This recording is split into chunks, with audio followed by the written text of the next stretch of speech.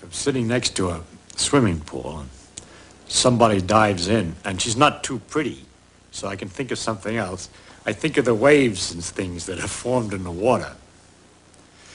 And when there's lots of people have dived in the pool, there's a very great choppiness of all these waves all over the water. And to think that it's possible, maybe, that in those waves is a clue as to what's happening in the pool.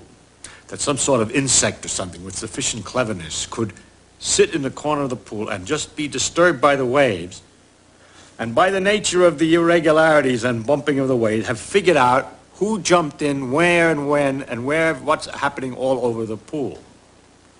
And that's what we're doing when we're looking at something. The light that comes out is waves, just like in the swimming pool, except in 3 dimensions instead of the 2 dimensions of the pool. They're going in all directions. And we have an 1/8 of an inch black hole into which these things go, which is particularly sensitive to the parts of the waves that are coming in a particular direction. It's not particularly sensitive when they're coming in at the wrong angle, which we say is from the corner of our eye. And if we want to get more information in the corner of our eye, we swivel this ball about so that the hole will move from place to place. Then it's quite wonderful that we can figure out so easy. That's really because the light waves are easier than the waves in the water are a little bit more complicated. It would have been harder for the bug than for us, but it's the same idea, to figure out what the thing is that we're looking at a distance.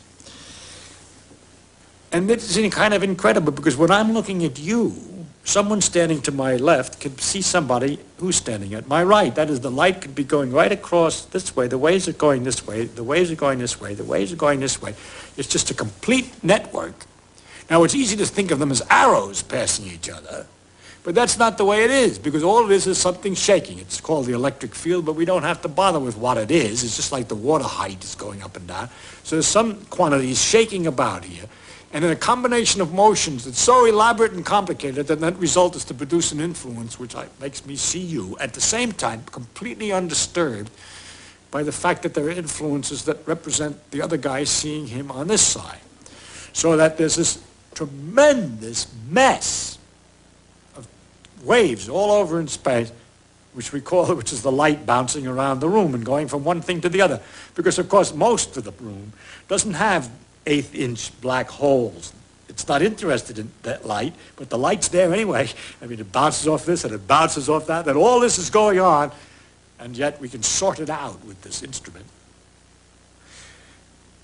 But beside all that, you see, those waves that I was talking about in the water, maybe they're so big, some of them, and then you could have slower swashes, which are longer and shorter. And perhaps our animal who's making his study is only using waves between this length and that length. So it turns out that the eye is only using waves between this length and that length, except those 2 lengths are 100 thousandths of an inch. 100 thousandths of an inch, maybe. And what about the slower swashes, the waves that go more slowly, that have a longer distance from crest to trough? Those represent heat. We feel those, but our eye doesn't see them focused very well. We don't, in fact, at all. The shorter waves are blue, the lighter, and the longer waves are red. But when it gets longer than that, we call it infrared. All this is in there at the same time. That's the heat.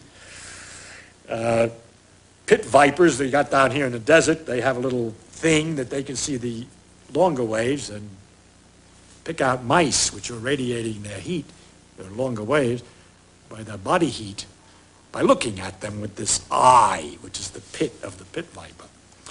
But we aren't able to do that. And then these waves get longer and longer, and all through the same space, all these things are going on at the same time, so that in this space there's not only my vision of you, but information from Moscow radio that's being broadcast at the present moment, and the seeing of somebody from Peru. All the radio waves are just the same kind of waves, only longer waves. And there's the radar from the airplane, which is looking at the ground to figure out where it is, which is coming through this room at the same time.